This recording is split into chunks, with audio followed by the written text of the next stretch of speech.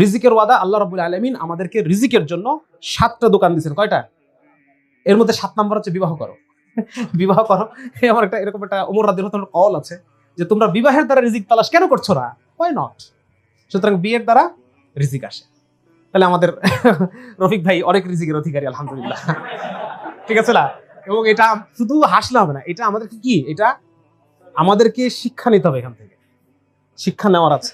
এবং আমাদেরকে মানে বিশেষ করে একটা আমল সমাজের মধ্যে মানুষ এত অপছন্দ করতেছে, হ্যাঁ, আর রাসূলের একটা সুন্নাহকে মানুষ এত অপছন্দ করতেছে, আর আমি এখনো মানে চেয়ে দেখতেছি, এটা হতে পারে না। সবাই নিয়ত রাখি ইনশাআল্লাহ, তাই না? করতে না পারলেও আল্লাহ তাআলা আমাদেরকে সওয়াব তো দিয়ে দিবেন ইনশাআল্লাহ, তাই না?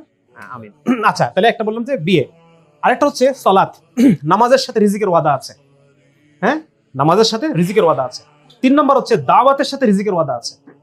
কোরআনে আল্লাহ তাআলা বলছেন যে হে রাসূল, আপনি আপনার পরিবারকে নামাজের হুকুম করেন, রিজিক তো আমি আপনাকে দিব, আপনার কাছে আমি চাই না। তার মানে নামাজ পড়া এবং নামাজের দাওয়াত দেওয়া, অর্থাৎ শরীয়তের দাওয়াত দেওয়ার সাথে রিজিকের ওয়াদা আছে। 3 নম্বর হচ্ছে তাকওয়ার সাথে রিজিকের ওয়াদা আছে। আল্লাহ তাআলা বলছেন যে যদি তোমরা যদি তাকওয়া অবলম্বন করো, এমন জায়গা থেকে রিজিক দিব, মানে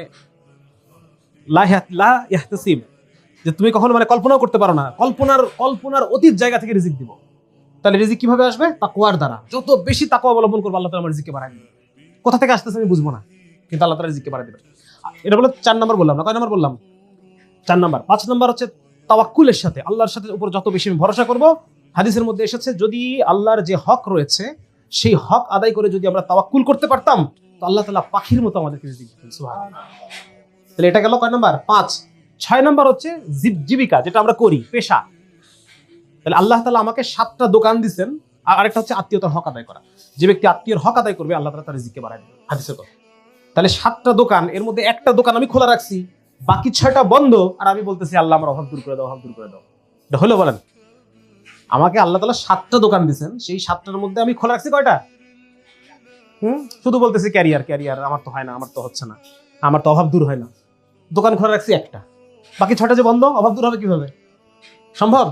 সুতরাং একজন মুমিনের ক্যারিয়ার সম্পর্কিত আকীদাগুলো আমাদের বুঝতে হবে এবং সেটা পরিবর্তন করতে হবে। হ্যাঁ, তাহলেই আজকে ক্যারিয়ার কেন্দ্রিক চারপাশে যে একটা হতাশা, এই হতাশা থেকে আমরা বাঁচতে পারবো, ঠিক আছে না? এবং একজন আদর্শ মুসলিম আমরা হতে পারবো।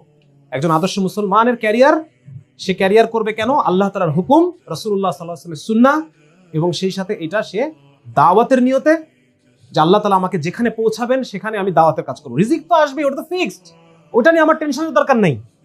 আমার টেনশন হচ্ছে যে আমি যখন আমি একজন প্রফেসর হলাম, তো এই যে 8-10টা যে নাস্তিক প্রফেসর যেগুলো আছে, এগুলোর মধ্যে আমি দাওয়াতের কাজ করব।